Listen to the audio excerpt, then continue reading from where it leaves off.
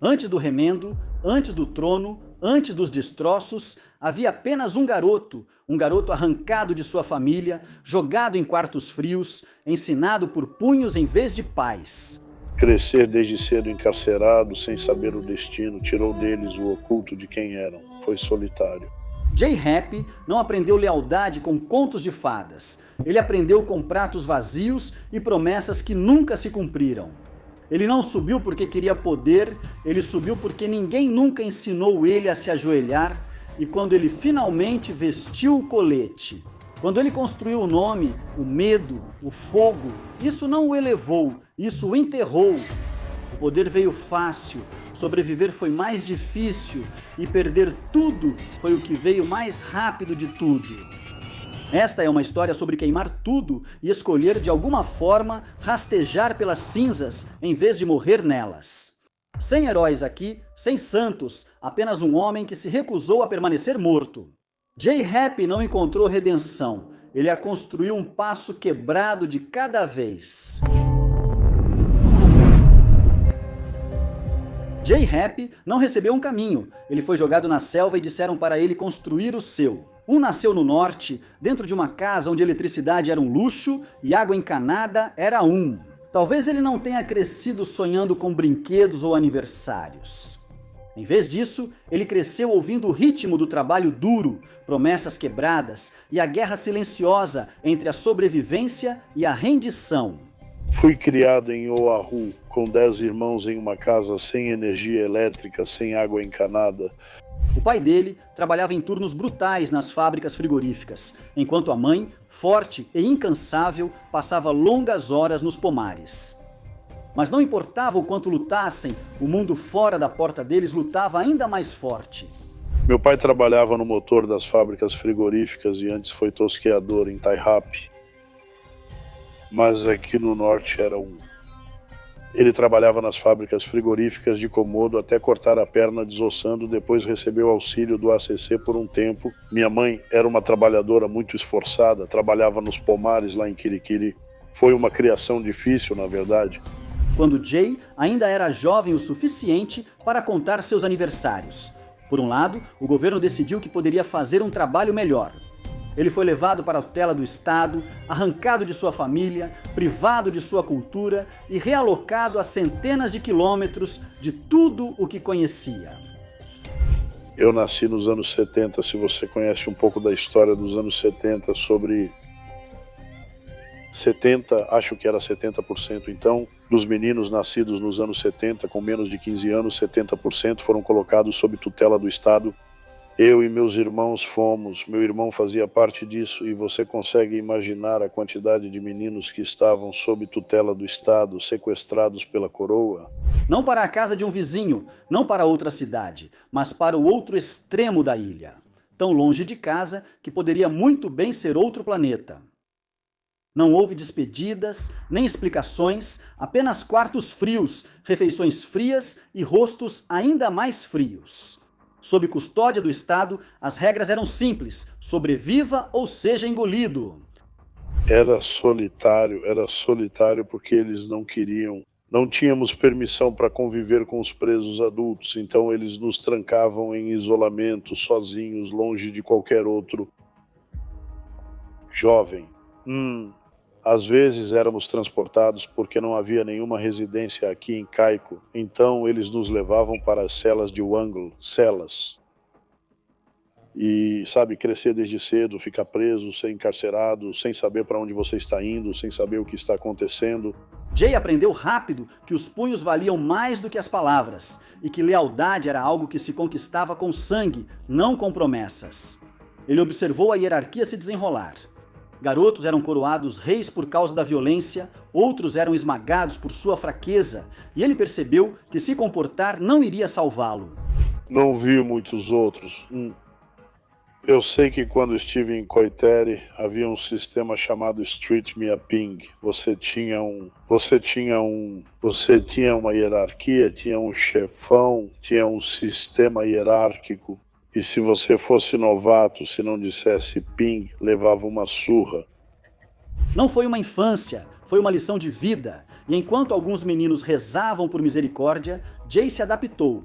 E você sabe agora, Kingpin, naquela época. Bem, eu tive sorte porque ele estava no Wairaka com a gente. Tive sorte de viajar até Koitere. Nosso Kingpin naquela época, conforme ele crescia, ele se tornou um dos jogadores mais fortes do time New Zealand Warriors. Ele aprendeu a ler rostos mais rápido do que livros. Aprendeu a agir primeiro e fazer perguntas depois. E ele aprendeu que a bondade era uma moeda que ninguém podia realmente pagar. Você aprende isso quando é tão jovem assim e sabe que está passando por essa fase, entrando na adolescência. Você aprende a se adaptar a diferentes visões de mundo muito rapidamente. E você aprende a mudar sua mentalidade muito rapidamente também. Porque muito disso é sobrevivência, muito disso é fazer amizades. Essas amizades ficam, sabe, elas permanecem com você enquanto você cresce e se torna adulto. Mas não era só sobre sobreviver dentro daquelas paredes, era sobre sobreviver dentro de si mesmo. Porque a cada ano que passava, um pouco mais das suas raízes era arrancado. Até que a ideia de família, cultura e pertencimento parecia algo que acontecia com outras pessoas. Então um dia, andando pelas ruas como uma tempestade, ele os viu, o Tribesman Motorcycle Club, orgulhosos, barulhentos, sem pedir desculpas. Havia um clube chamado Chosen Motorcycle Club. Aqui em Kaikui, na verdade, também havia o Black Parrot. Eu vinha para Kaikui e via eles te levando pela cidade. Eu via os membros da tribo em motocicletas e, sabe, isso meio que ressoava com você, porque naquela época já tinham moldes em motos, o que era algo inédito. Naquele momento, Jay percebeu que, se não pudesse voltar para casa, construiria uma. Se ninguém o coroasse, ele criaria seu próprio reino, mesmo que precisasse de sangue para isso. Jay não caiu nessa vida por acaso, ele caminhou em direção a ela de olhos bem abertos. Quando chegou à adolescência, o mundo já tinha lhe ensinado o suficiente sobre traição, abandono e sobrevivência. Então, quando surgiu a chance de se aproximar do Tribesman Motorcycle Club, ele não hesitou. Ele entendia que irmandade não era algo dado, era conquistada com hematomas, quilômetros e uma lealdade que não precisava de explicação. Mas sabe, quando você está crescendo e vê certas coisas acontecendo nos clubes, você pensa, é só isso que eu quero ser. No começo, ele era só um garoto observando de longe, mas continuou aparecendo, continuou provando que podia se virar sozinho. Não só com os punhos, mas com um tipo de resiliência que não podia ser fingida. Me mudei para Auckland, trabalhava na Pacific Travel, no centro de Auckland, era entregador de moto e então comecei a fazer prospecção para o clube de motoqueiros escolhido localmente. Foi algo revelador, mas era algo pelo qual eu era apaixonado há muito tempo. Meu coração estava decidido nisso. Sou uma pessoa que traça metas para alcançar e simplesmente eu sou atraído por alcançar esse objetivo e conquistá-lo com confiança chegando nesse lugar. E, eventualmente, o convite veio, não envolto em cerimônia, mas entregue do jeito que o respeito verdadeiro é passado, silenciosamente, quase como um desafio. Garimpar não era glamuroso, era força de vontade e trabalho duro. Madrugadas e noites longas, de pé na chuva, enquanto os membros com colete passavam roncando em suas motos, avaliando-o com olhares. E toda vez que ele queria dormir, desacelerar, amolecer, ele se lembrava daquele garoto solitário trancado numa cela fria e se esforçava ainda mais. Não era só conseguir um colete, era construir uma coluna forte o bastante para carregá-lo. Ele equilibrava a vida com cuidado, trabalhando em Auckland como entregador de moto, enquanto mantinha um olho na rua. Porque o dinheiro ainda precisava entrar e os inimigos não batiam ponto. Estávamos bem na Universidade de Auckland, fazendo bacharelado em desenvolvimento corporal, com especialização em negócios. Também estávamos envolvidos com uma liga de rugby e depois me envolvi com o kickboxing, que se tornou uma parte enorme da minha vida. Eu também tinha filhos pequenos, tinha uma família morando na orla, Glenfield. Sim, então tudo isso estava acontecendo ao mesmo tempo também. Então eu sempre acreditei que tem que haver um equilíbrio na vida para tudo, sabe? Para a cena dos clubes, você tem que equilibrar com a família, tem que equilibrar com o esporte, você tem que equilibrar isso com outro grupo totalmente diferente de pessoas, só para manter esse equilíbrio. Os dias dele eram um borrão de barulho de motor, asfalto e acenos rápidos de respeito daqueles que entendiam o caminho que ele estava traçando. E embora houvesse momentos em que ele poderia ter desistido, quando irmãos caíam, quando o peso ficava pesado, ele ficou porque pertencer não era um sentimento.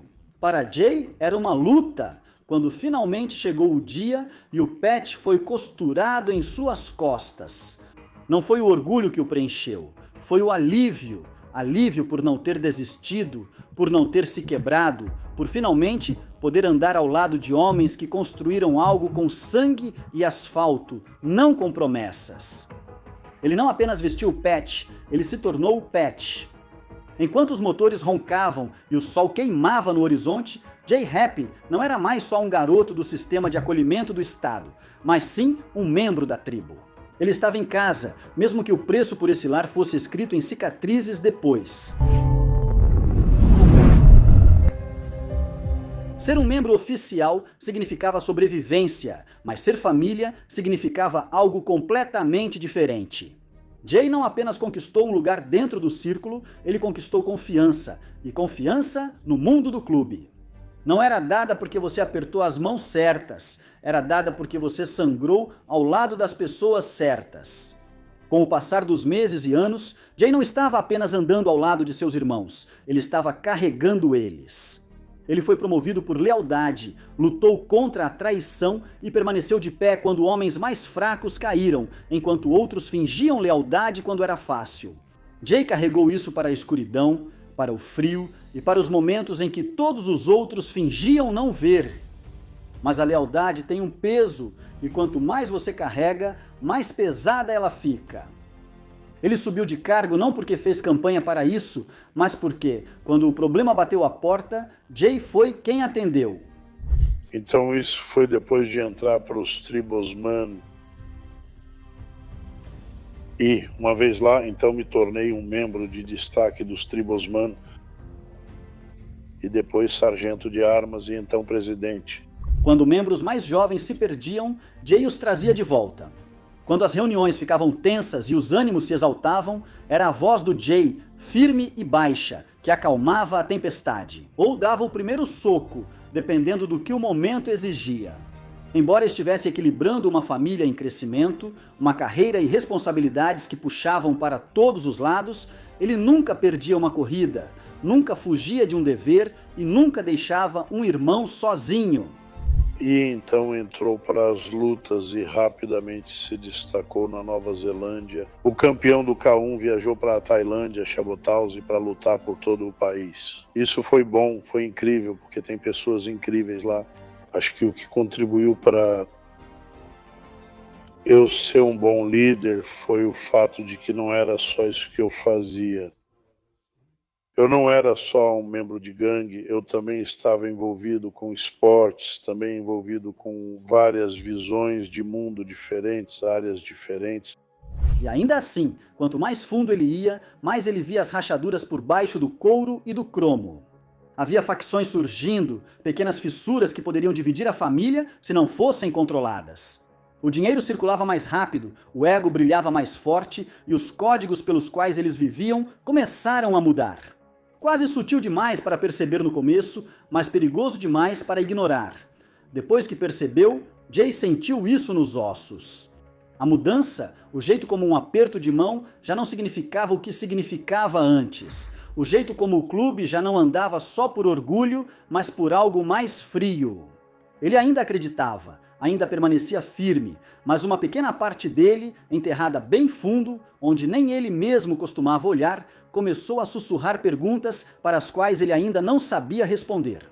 Porque uma coisa é lutar pelos seus irmãos, outra bem diferente é perceber que talvez você tenha que lutar por causa deles. Mas por enquanto, Jay cavalgava com mais força, ria mais alto e se agarrava ainda mais à família que um dia o salvou. Porque quando você vive por uma irmandade, você não vai embora ao primeiro sinal de chuva, você fica até a tempestade passar ou até ela te quebrar. Ei, irmãos, cansados das besteiras e da censura do YouTube, está na hora de se libertar. Por isso fui para o Patreon, onde entrego o conteúdo cru e sem censura que vocês pedem. Junte-se à minha galera e aproveite muitos benefícios. Acesso antecipado exclusivo a todos os vídeos dias antes do YouTube. Experiência de visualização.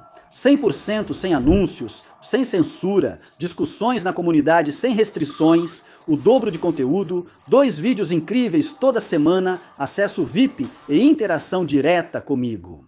Bastidores exclusivos e novidades do mundo dos motociclistas que não estão em outro lugar. Pronto para entrar na Elite? Clique no link do Patreon. Seu apoio nos mantém ativos e impulsiona uma revolução de conteúdo livre de censura e restrições. Junte-se agora e desbloqueie um mundo de benefícios exclusivos. Tem uma coisa engraçada sobre liderança. Você nem sempre a persegue, às vezes é ela que te persegue com soco inglês. Jay não acordou um dia e disse: "Sabe o que seria divertido?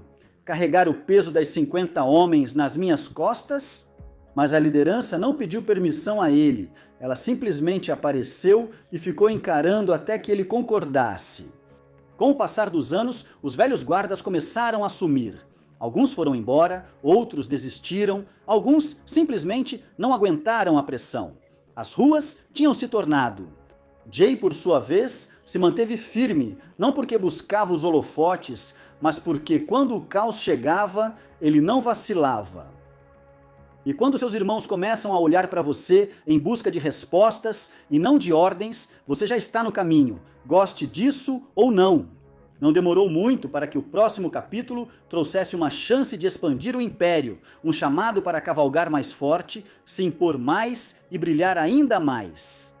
Os membros da tribo tinham linhagens fortes na Nova Zelândia, mas sussurros atravessavam o mar cada vez mais altos a cada mês, sussurros sobre os rebeldes. O Motoclube Rebeldes não era apenas mais um clube, eles eram gigantes na Austrália, lendas envoltas em cromo e controvérsia. E eles estavam observando, esperando, se perguntando quem na Nova Zelândia teria coragem de carregar a bandeira deles. Jay e um punhado de irmãos não apenas responderam ao chamado, eles o perseguiram. Porque nós tínhamos relações e rebeldes. O clube lá em Melbourne, e eles vinham continuamente conversar com a gente. E então nós tomamos a decisão de ir para os Rebels. Mas ele sabia que isso não era uma pequena mudança, era traição ou coragem, dependendo de quem você perguntasse. Antes de qualquer coisa, Jay fez o que poucos fariam. Ele voltou até seus chefes, aqueles que lhe deram uma chance no começo, e pediu a bênção deles. Mas antes de fazermos isso, eu fui para Auckland e pedi a bênção dos nossos chefes lá naquele momento. E nós fomos até Miripala e vimos nossos chefes lá embaixo e pedimos a bênção deles. Alguns deram, outros não. Um até disse que sentiu como se tivesse perdido metade do corpo. Algo assim foi o que um dos nossos chefes disse. Sabe, ele disse que parecia que metade do corpo dele tinha sido arrancada, porque nós estivemos lá por tantos anos e eu podia entender isso. Eu não entendia na época, mas eu podia entender como eles se sentiam. Jay não discutiu, ele entendeu. Você não corta laços tão profundos sem sangrar. Ainda assim, ele seguiu em frente, não porque queria ser imprudente, mas porque às vezes você precisa partir seu próprio coração para seguir um sonho maior. Quando o pet dos rebeldes tocou suas costas, não era apenas um pet, era uma declaração, uma promessa de andar mais alto, lutar com mais força e construir algo que sobreviveria a toda dúvida sussurrada. Porque Jay não tinha sobrevivido ao sistema estatal, às celas solitárias e à política da Irmandade só para pensar pequeno. Agora, ele estava aqui para fazer história, mesmo que criasse inimigos.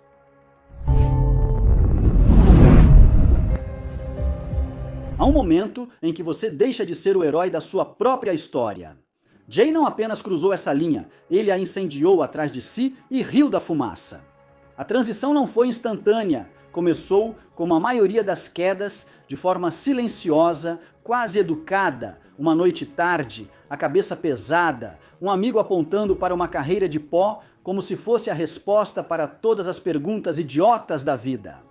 Então trabalhei por uma carona até o sul da ilha e bebi a noite toda. E aí acordei de manhã e tivemos que voltar de moto. E sabe, a gente ficou acordado até às 5 da manhã bebendo e aí tivemos que sair às 7. Eu levantei com a cabeça ainda pesada e estava tão cansado. Eu olhei em volta e todos os meus amigos eles estavam animados e prontos para ir. E eu disse, que se dane. Aí um dos meus outros irmãos apontou para uma fila e foi aí que tudo começou. Jay deveria ter ido embora. Ele não disse nada. E essa foi a primeira traição. A traição contra si mesmo. E aí isso continuou, sabe? Usando por talvez 2 a 3 anos. E então eu consegui... Acho que realmente cheguei a um ponto... no final do ano, no final de tudo, em que as coisas estavam saindo do controle, sabe? As coisas estavam ficando fora de controle. O mito não apenas anestesiou o barulho, ele o reprogramou, gravou novas regras em seus ossos. Não confie em ninguém, não precise de nada, persiga tudo. O que começou como um estímulo virou uma autodestruição, e Jay mergulhou de cabeça nisso com a mesma fome que antes reservava para a sobrevivência. Ele ficou mais afiado, mais cruel, parou de se perguntar se estava certo e começou a assumir que era intocável. Negócios se misturaram com paranoia, amigos viraram concorrentes, lealdade virou moeda, ele gastava sem pensar. Ele deixou de ser um irmão, virou uma tempestade e um cuda, e que Deus te ajude se cruzar seu caminho. Sua casa, que antes era um abrigo para a família e os irmãos, virou uma porta giratória para o caos. Pessoas que ele mal conhecia surgiam, fazia negócios com homens em quem não confiava, mas não se importava. Quando você está caindo, não se preocupa com o que há no fundo ou com o pet nas costas dele. Antes, um símbolo de irmandade, agora parecia mais uma armadura, fria, pesada, necessária. E sabe, quando você está lá em cima, quando está no nível de presidente, as coisas são mais extremas lá em cima, porque muita gente está mordendo seus calcanhares, mordendo seus pés, mordendo seus tornozelos, olhando para você. Porque quando você olha para um clube, você não olha para os membros, você olha para quem está liderando aquele clube. Não era mais sobre pertencer, era sobre vencer. E vencer significava fazer o que fosse preciso, não importando quem fosse esmagado no caminho. Ele mentiu, ele trapaceou, ele brigou, mais forte e mais sombrio do que jamais tinha feito antes. E quando sua esposa fez as malas, quando seus filhos pararam de reconhecer o homem que tropeçava pela porta ao amanhecer, quando seus próprios irmãos começaram a desviar o olhar em vez de procurá-lo, Jay não quebrou, ele apenas ficou mais frio. Meu casamento estava desmoronando, tudo ao meu redor estava desmoronando. Então eu sabia que precisava me afastar de tudo. Me afastar de tudo e simplesmente voltar ao básico. Sabe, começar a trabalhar duro de verdade e simplesmente limpar a minha mente, porque havia algumas coisas ruins, pensamentos ruins. E em algum momento, o garoto que queria um lar se tornou o homem que você rezava para que não te notasse naquela escuridão. Jay não estava mais sobrevivendo, ele estava caçando. O poder é uma arma bonita, até você perceber que está apontada para a sua própria cabeça. Jay passou anos perseguindo isso, vestindo isso, rugindo pelas ruas, como se a coroa estivesse soldada ao seu crânio. Ainda assim, o poder, por mais chamativo que seja, não te perdoa. Quando você começa a escorregar, ele apenas ri e te entrega a pá. Mesmo vestindo o pet de presidente com orgulho, as rachaduras já começavam a se espalhar sob a superfície. Os acordos ficaram mais frios, os irmãos ficaram em silêncio e as risadas que antes enchiam as sedes do clube se transformaram em olhares cautelosos, trocados entre eles. Quando achavam que ele não estava olhando, ele dizia a si mesmo que era só estresse, só negócios, apenas o preço de ser o rei. Mas no fundo, até ele sabia que não estava mais liderando. Ele estava apenas sobrevivendo. Sua casa se foi, seu casamento mal respirava, seus filhos observavam um pai que já não reconheciam. E as drogas, as mentiras, as noites sem dormir. Elas não apenas roubaram pedaços dele, roubaram a versão de si mesmo na qual ele mais lutou para acreditar que ainda existia. Enquanto antes ele conseguia tapar os buracos com confiança e velocidade, agora eles ficavam escancarados, desafiando-o a cair, e ele ficou de pé o máximo que pôde. Porque o orgulho, assim como a metanfetamina, é uma droga e tanto, mas o orgulho não pode te sustentar. Quando o seu próprio filho te olha como um estranho, ou quando sua rainha finalmente vai embora sem bater a porta, porque a raiva é melhor do que a piedade. Quando finalmente quebrou, não foi com barulho, sem discursos, sem traições, apenas uma lenta e brutal percepção de que ele estava sozinho em uma sala cheia de homens que um dia chamou de irmãos. Jay se afastou não porque não tinha mais forças para lutar, mas porque entendeu que a verdadeira força às vezes significa largar a arma antes que ela também te mate. Minha mente, a família, sabe? Eu não era o clube. Havia muita responsabilidade ali e eu senti que não estava com a cabeça certa para estar naquela posição. Então eu me afastei. Ele se afastou do cargo de presidente, se afastou do império que ajudou a construir e entrou direto em um mundo que não se importava com brasões, legado ou quantos quilômetros ele havia sobrevivido. Como sobreviver sozinho, não podia sustentar uma família, Jay pegou tubos de andaime e caixas de móveis. Sem aplausos, sem holofotes, apenas suor, farpas e orações silenciosas, que dessa vez ele pudesse construir algo que não desabasse sob seus pés. E levou vários anos, e você precisava ter humildade, porque você vai de um extremo ao outro, onde você tem tudo e está lá em cima, no topo. Lá, sabe, os carros, a moto, tudo, você tem tudo. Para o outro lado. Onde eu fui para fora do clube não era assim. Ninguém precisava fazer trabalho braçal. Eu estava trabalhando com andaimes de aço preto, então era difícil. Trabalho braçal era andar por aí em uma van de transporte de pessoas. Sabe, chegou a esse ponto, mas eu sabia que precisava fazer aquilo e sabia que era humildade. Isso me manteve lá e não é um lugar fácil de se orgulhar de estar. Mas eu sabia que precisava estar lá para recomeçar. E isso foi há 10 anos. Ele não é perfeito e nem tenta ser. Porque ressurreição não é fingir que você nunca se queimou. É sobre atravessar as cinzas.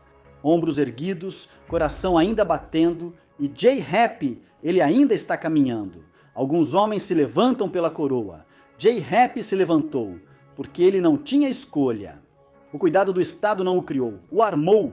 Ele vestiu o brasão, construiu o nome, construiu o medo e justo quando tinha tudo, ele incendiou todo o reino. O vício roubou sua casa, o orgulho roubou sua família, o poder roubou sua alma, mas a destruição não acaba com o homem, ela o refaz. Jay não encontrou redenção no fim do caminho, ele a construiu. Uma cicatriz, uma farpa, um suspiro brutal de cada vez.